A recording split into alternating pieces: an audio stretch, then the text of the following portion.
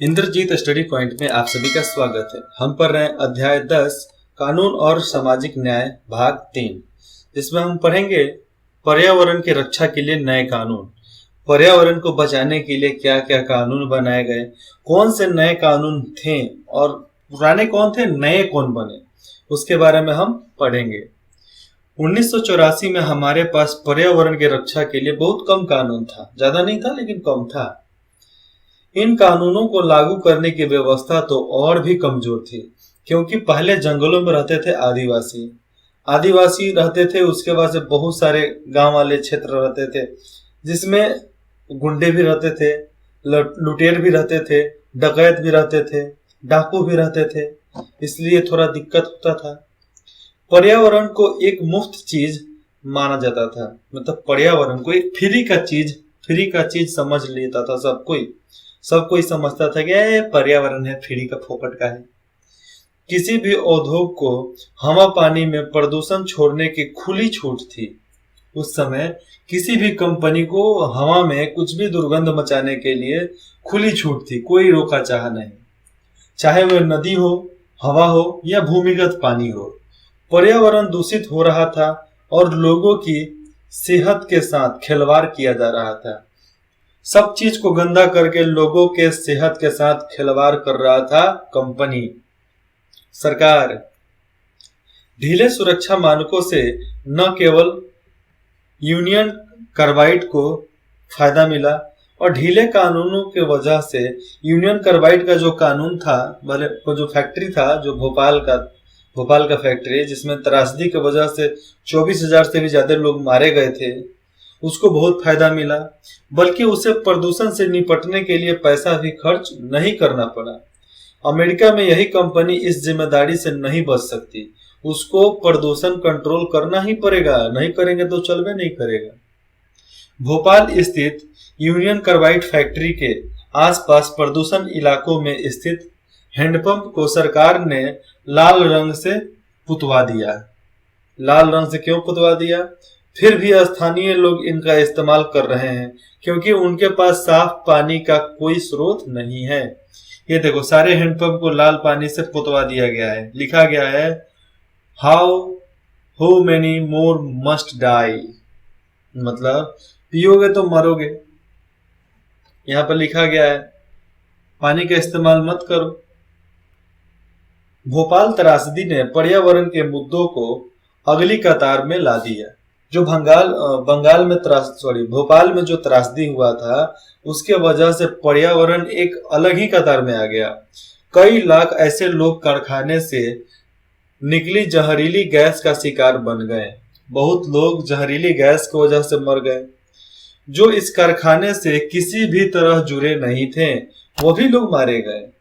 इससे लोगों को एक एहसास हुआ कि मौजूदा कानून चाहे कितना भी कमजोर हो, वे केवल मजदूरों से ही संबंधित है। कोई भी सरकार हो, मजदूर है तो सरकार है, लोग है तो सरकार है। इसमें न आम लोगों के अधिकारियों पर ध्यान नहीं दिया गया। देखो, इसमें हुआ क्या कि आम लोगों के लिए अधिकारियों पर ध्यान नहीं दिया गया, जो औद्योगिक दुर्घटना के कारण घायल होते थे। सरकार उस पर नजर भी नहीं डाली, अधिकारी उस पर नजर भी नहीं डाले। सरकार कितना जगह जाएगा जी, कितना जगह पर जाएगा? जब अधिकारी ही भ्रष्ट हो जाए तो सरकार क्या कर लेगी? इसके वजह से यही है कि सबका री एग्जामिन किया जाए, सबको सस्पेंड किया जाए, बाद में डिसमिस कर दिया जाए, काम खत्म। पर्यावरण कार्यकर्ताओं तथा अन्य लोगों के इस दबाव से निपटने के लिए भोपाल गैस त्रासदी के बाद भारत सरकार ने पर्यावरण के बारे में एक नया कानून बनाया, और भोपाल का त्रासदी देखने के बाद पर्यावरण से निपटने के लिए नए कानून बनाए गए। पर्यावरण को नुकसान पहुंचाने के लिए प्रदूषण फैलाने वालों को ही जिम्मेदार माना गया, और पर्यावरण को नुकसान पहुंचाया जा रहा था जिसका जिम्मेवार माना गया फैक्ट्रियों को, प्रदूषण फैलाने वाले को माना गया। इसके पीछे समझ यह था कि हमारे पर्यावरण पर अगली पीढ़ी का भी हक बनता है। समझने की बात यही है कि हमारे अगले पीढ़ी का भी इस पे हक बनता है, इसलिए पर्यावरण को सुधारो। और इससे केवल औद्योगिक विकास के लिए नष्ट नहीं किया जा सकता, और केवल कंपनियों के डेवलपमेंट के लिए इसको बर्बाद नहीं किया जा सकता।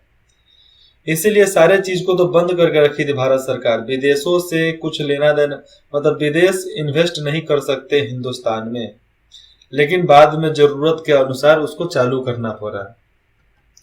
अदालतों ने स्वस्थ पर्यावरण के अधिकार को, जो बीमारियों, स्वास्थ्य क्या, हमारी इलाज, स्वस्थ मतलब यहाँ पर पर्यावरण को स्वस्थ रखना है। स्वस्थ पर्यावरण के अधिकार को जीवन के मौलिक अधिकार का हिस्सा बताते हुए कई महत्वपूर्ण फैसले लिए। कौन? सर्वोच्च न्यायालय, सरकार ने कुछ नए कानून बनाए, क्योंकि पर्यावरण शुद्ध रहे, ये भी मौलिक अधिकार में आता है। पर्यावरण हमारे को अच्छा हवा देगा तभी तो हम जिंदा रह पाएंगे ना। सुभाष कुमार बनाम बिहार राज्य 1991। सुभाष कुमार बनाम बिहार राज्य 1991 के मुकदमे में सर्वोच्च न्यायालय ने कहा कि जीवन का अधिकार संविधान के अनुच्छेद 21 के तहत एक मौलिक अधिकार है और इनमें प्रदूषण मुक्त हवा और पानी का अधिकार भी शामिल है। यह सरकार की जिम्मेदारी है कि वह प्रदूषण पर अंकुश लगाने, नदियों को साफ रखने और जो दोषी हैं उन पर भारी जुर्माना लगाने के लिए कानून और प्रक्रिया तय करे। जो भी दोषी है उनको सजा मिले, जो भी दोषी है उनको जेल पहुंचाया जाए, उनके लिए कानून और प्रक्रिया तय किया जाए कि उन्हें कैसे सजा दिया जा सकता है। यही कानून पारित हुआ किसके वजह से? सुभाष कुमार बनाम बिहार राज्य 1991 में हुआ था। सुभाष कुमार मुकदमा किया था तब। ये देखिए, जन सुविधाओं के स्वरूप में पर्यावरण। हाल के वर्षों में न्यायालय ने पर्यावरण से जुड़े मुद्दों पर कई कड़े आदेश दिए। ऐसे कई आदेशों से लोगों की रोजी रोटी पर भी बुरा असर पड़ा।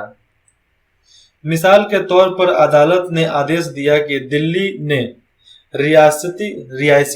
के रियायती इलाकों में काम करने वाले उद्योगों को बंद कर दिया जाए। जो उद्योग थे दिल्ली के रियासती इलाके में, उसको बंद कर दिया जाए। उन्हें शहर से बाहर दूसरे इलाकों में भेज दिया जाए। शहर से बाहर दूसरे इलाकों में भेज दिया जाए। इनमें से कई कारखाने आपस के वातावरण को, देखो, इनमें से बहुत सारे जो कारखाने थे आसपास के वातावरण को प्रदूषित कर रहे थे। इन कारखानों की गंदगी से यमुना नदी भी दूषित हो रही थी, क्योंकि इन कारखानों ने नियमों के हिसाब से नहीं चलाया जा रहा था। जितने भी कारखाना था उसको नियम के अनुसार नहीं चलाया जा रहा था। दिल्ली और हरियाणा को जोड़ने वाला यमुना नदी आज भी एकदम काली नदी के नाम से जानी जाती है। एकदम लगता है गटर का पानी बह रहा है। उसी नदी में आज बाढ़ आया है, पूरा दिल्ली हरियाणा डूब गया है। अभी आज का न्यूज सुनाते हैं। 11 जुलाई 2023 पूरा हरियाणा दिल्ली डूबा हुआ है। अदालत की कार्रवाई से एक समस्या तो हल हो गई, लेकिन एक नई समस्या पैदा हो गई। कारखानों के बंद हो जाने से बहुत सारे मजदूरों के रोजगार खत्म हो गए। बहुतों को दूर दराज के इलाकों में जाना पड़ा, जहां उन कारखानों को दोबारा चालू किया गया था। अब प्रदूषण की समस्या इन नए इलाकों में पैदा हो रही थी। प्रदूषण तो होगा, चाहे यहाँ हो चाहे वहां हो, होना है। ये इलाके प्रदूषित होने लगे हैं। अब वो भी इलाका प्रदूषित होने लगा। मजदूरों की सुरक्षा संबंधित स्थितियों का मुद्दा अभी भी वैसा का वैसा ही है। पहले भी प्रदूषण, आज भी प्रदूषण। पहले भी बदनामी, आज भी बदनामी। भारत में पर्यावरणीय मुद्दे पर हुआ ताजा अनुसंधानों से यह बात सामने आई है कि मध्य वर्ग के लोग पर्यावरण की चिंता तो करने लगे हैं। मध्य वर्ग के लोग पर्यावरण का चिंता करने लगे, लेकिन वे अक्सर गरीबों की पीड़ा को ध्यान में नहीं रखते। इसलिए उनमें से बहुतों को यह तो समझ में आता है कि शहर को सुंदर बनाने के वास्ते बस्तियों को हटाना चाहिए या प्रदूषण फैलाने वाली फैक्ट्रियों को शहर से बाहर ले जाना चाहिए, लेकिन यह समझ में नहीं आता कि इससे बहुत सारे लोगों की रोजी रोटी भी खतरे में पड़ सकती है। यहाँ एक खतरा स्वच्छ पर्यावरण के बारे में जागरूकता बढ़ रही है।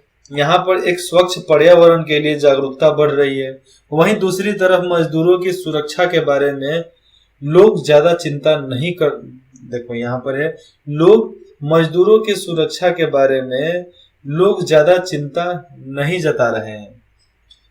मतलब यहाँ पर मजदूरों की सुरक्षा, स्वच्छ हवा तो ठीक है मिल जाएगा, लेकिन मजदूरों को सुरक्षा के लिए, मजदूर को सुरक्षा मिले इसके लिए तो चिंता करना पड़ेगा ना, ये कोई दूसरा कोई थोड़े कर लेगा। अब चुनौती ऐसे समाधान ढूंढने की है जिनमें स्वच्छ वातावरण का लाभ सभी को मिल सके। ऐसा रास्ता निकालना था कि स्वच्छ हवा सब किसी को मिले, पर्यावरण सुंदर सब किसी को मिले। इसका एक तरीका यह है कि हम कारखानों में ज्यादा स्वच्छता तकनीकों और प्रक्रियाओं को अपनाने पर जोर दे सकें और जोर देंगे। कंपनियों में साफ सफाई, पेड़ पौधा लगा दो, एकदम पूरा कार्बन डाइऑक्साइड को सोख लो, ऑक्सीजन को दे दो, वैसी स्थिति तो चाहिए ना। इसके लिए सरकार को भी चाहिए कि वह कारखानों को प्रोत्साहन और मदद दे। उसे प्रदूषण फैलाने वालों पर जुर्माना करना होगा कि जो तुम फैलाओगे तुमको जुर्माना देना पड़ेगा। इस तरह मजदूरों के रोजगार भी बच जाएंगे और समुदायों और मजदूरों को सुरक्षित पर्यावरण का अधिकार भी मिल जाएगा। ये सब नियम सरकार को बनाना पड़ेगा, नहीं बनाएंगे तो काम कैसे करेंगे। ये देखो गाड़ी से कितना धुआं निकल रहा है, इसका पीओसी रद्द है, सरकार को इसको जब्त कर लेना चाहिए। तो दूसरा गाड़ी खरीद नहीं तो पीओसी बनवा इसका। क्लच प्लेट धनक गया है, किरासन तेल डाल कर चला रहा है। डीजल वाले गाड़ी में किरासन तेल डाल कर चलाते हैं लोग, इसलिए खराब हो जाता है, इतना धुआं देता है। गाड़ियों से उत्सर्जित धुआं, जिसको क्लोरोफ्लोरोकार्बन बोलते हैं, पर्यावरण दूषण का एक बड़ा स्रोत है। 1998 के बाद सर्वोच्च न्यायालय ने अपने कई फैसलों में यह आदेश दिया कि दिल्ली में डीजल से चलने वाले सभी सार्वजनिक वाहन कंप्रेस नेचुरल गैस, जिसको बोलते हैं सीएनजी, ईंधन का इस्तेमाल करें। इन प्रयासों से दिल्ली जैसे शहरों के वायु प्रदूषण में काफी गिरावट आई। सुधार तो हुआ लेकिन उतना नहीं हुआ, लेकिन बहुत ज्यादा हुआ। लेकिन centre of science and investment नई दिल्ली की एक ताजा रिपोर्ट में कहा गया है कि वह हवा में विषैले पदार्थों का स्तर काफी ऊंचा है। ये विषैले पदार्थ पेट्रोल की बजाय डीजल से चलने वाली बसों कारों के कारण पैदा हो रही है। इसीलिए डीजल कार और बस को बंद कर दिया जा रहा है। बस चलेगी सीएनजी से चलेगी, कार चलेगी पेट्रोल से चलेगी, डीजल सिस्टम बंद। साफ बात। बंद कारखानों के बाद परेशान मजदूर। कारखाना बंद हो गया है तो देखो परेशान मजदूर यहाँ पर कैसे बैठे हुए हैं। रोजगार छिन जाने के बाद बहुत सारे मजदूर छोटे मोटे व्यापार या दिहाड़ी मजदूरी करने लगते हैं। दिहाड़ी मजदूरी मतलब घर बन रहा है तो उसमें काम कर लिए, कोई तुरंत काम दे दिया तो उसको कर लिए, उसको दिहाड़ी मजदूर बोलते हैं। रोज काम करो, रोज पैसा लो, ये भी आ जाएगा। कुछ मजदूरों को पहले से भी छोटे कारखानों में काम मिलता है, जहां के हालात पहले से भी ज्यादा दूषण भरे हैं और जिसका हालात पहले जहां काम करते थे उससे भी खत्म है, और जहां कानूनों की स्थिति और भी ज्यादा कमजोर होती है, जहां पर कानून की स्थिति और भी ज्यादा कमजोर होती है। देखो यार, सरकार को हर चीज पे अपना नियंत्रण रख के ही फैसला लेना चाहिए। ये कार्गो शिप जो होते हैं ये भी प्रदूषण बहुत फैलाते हैं, लेकिन समुद्र इसको ले लेता है, सोख लेता है। और नहीं तो समुद्र के पास ज्यादा हो गया, एक बार सुनामी आकर इन सबको लेकर डूब जाता है, नहीं तो उठा कर फेंक देगा किनारे पे।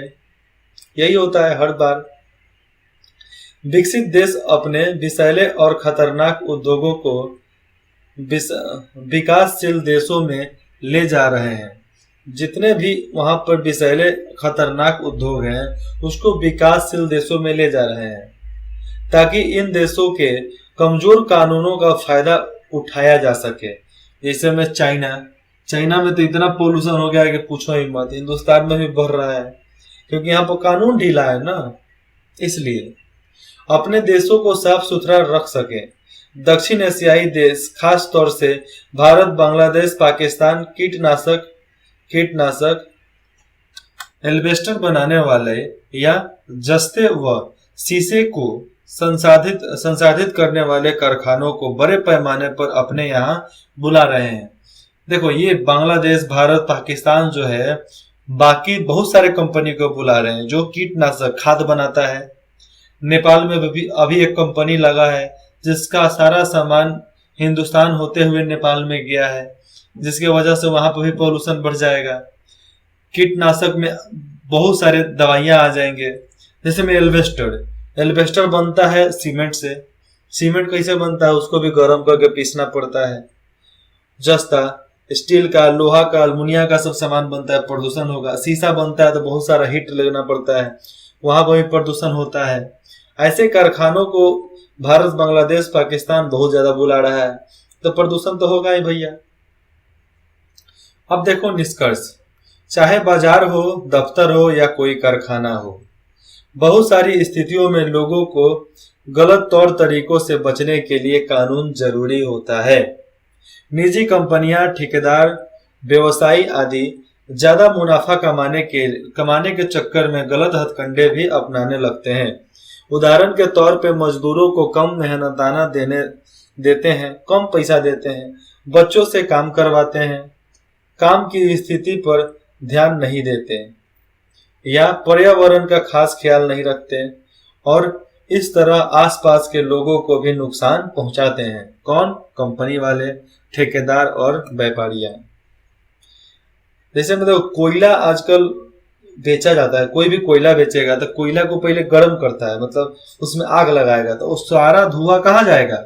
सारा धुआं जाएगा इन्वायरमेंट में, वहां के लोगों को क्लोरोफ्लोरोकार्बन मिलेगा।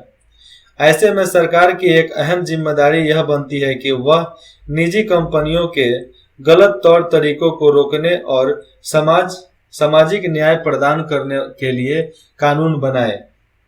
सरकार की जिम्मेदारी है कि हर चीज के लिए कानून बनाए। किसके लिए? गलत तौर तरीकों को रोके और सामाजिक प्रणाली को सुधारने के लिए कानून बने, उनको लागू करे और उन पर निगरानी रखे। यानी न सरकार को केवल सही कानून बनाने चाहिए बल्कि उनको लागू भी करना चाहिए। अगर कानून कमजोर हो और उनको सही ढंग से लागू न किया जाए तो उनसे भारी नुकसान हो सकता है। भोपाल गैस त्रासदी इस बात का सबूत है कि बहुत ज्यादा नुकसान पहुंचाने वाला, सबसे ज्यादा नुकसान पहुंचाया था भोपाल त्रासदी। एक संविधान, भारतीय संविधान पर मैंने एक कविता लिखा है जो बहुत जल्दी इंद्रजीत स्टडी पॉइंट पर पब्लिश हो जाएगा, आप उसे देखना। वो एक नेचर को लेकर, संविधान को लेकर, हर किसी के अधिकार को लेकर ही बनाया गया है।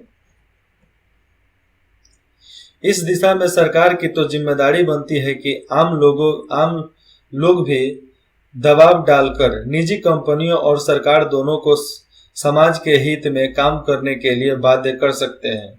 जैसा कि हमने पहले देखा, पर्यावरण एक ऐसा विषय है जहां लोगों ने जनहित के लिए दबाव डाला है और न्यायालयों ने भी स्वास्थ्य पर्यावरण के अधिकारों को मौलिक अधिकार के रूप में जीवन का अभिन्न अंग, जीवन का एक अधिकार, एक अंग, एक भाग ही मान लिया है। इस अध्याय में हमने इस बात पर जोर दिया है कि लोगों को इस बात के लिए हमने इस पर ध्यान दिया कि लोगों को अपने अधिकारों के लिए आवाज उठानी चाहिए। इस स्वस्थ वातावरण की सुविधा सबको मिले। ये जो स्वास्थ्य वातावरण हो, अच्छा स्वच्छ वातावरण, इसका अधिकार सबको मिले, सुविधा सबको मिले। इसी तरह मजदूर अधिकारों यानी काम का अधिकार, सही मेहनताना और मनोचित कार्य स्थितियों का अधिकार के क्षेत्र में भी अभी हालात काफी खराब है।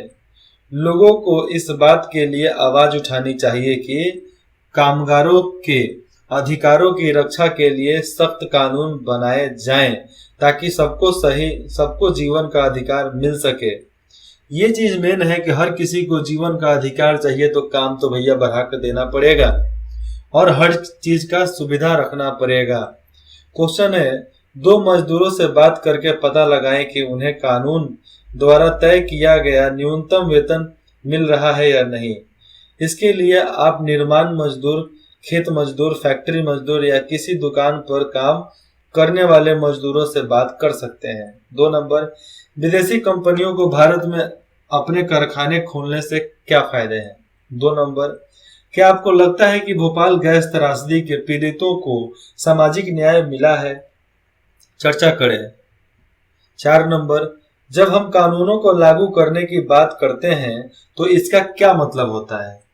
कानूनों को लागू करने की जिम्मेदारी किसकी है? कानूनों को लागू करना इतना महत्वपूर्ण क्यों है?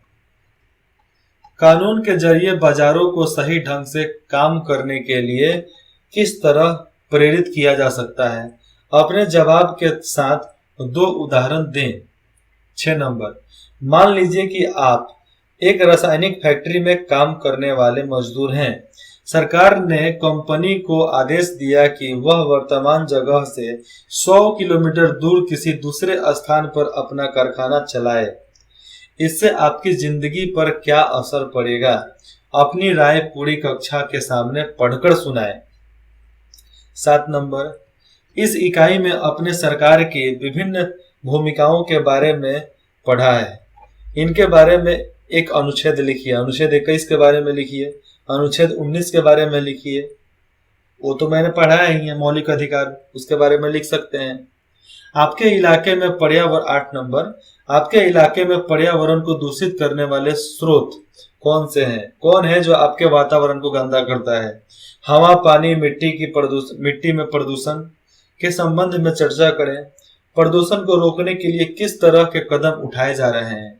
क्या आप कोई और उपाय सुझा सकते हैं? 9 नंबर, पहले पर्यावरण को किस तरह देखा जाता था, अब वह सोच में कोई बदलाव आया या नहीं? चर्चा करें इसके बारे में। देखो, उपभोक्ता जो इस्तेमाल करता है, उत्पादक जो पैदा करता है, निवेश जो पैसा लगाता है, हर चीज में समय और पैसा इफेक्ट और पैसा लगाता है। मजदूरों की यूनियन, हर मजदूरों का संगठन। ये पाठ यहाँ पर खत्म होता है, कानून और सामाजिक न्याय। फिर मिलते हैं अब क्लास 9th के बुक में। इंद्रजीत स्टडी पॉइंट में बने रहने के लिए आप सभी का बहुत बहुत धन्यवाद। अगर आप सबको कुछ भी डाउट हो तो आप कमेंट करके पूछ सकते हैं, अन्यथा आपको बुक भी चाहिए तो आपको मिल सकता है। आप कमेंट करके उसमें पूछो, विदिन 24 आवर में आपको सॉल्यूशन दे दिया जाएगा।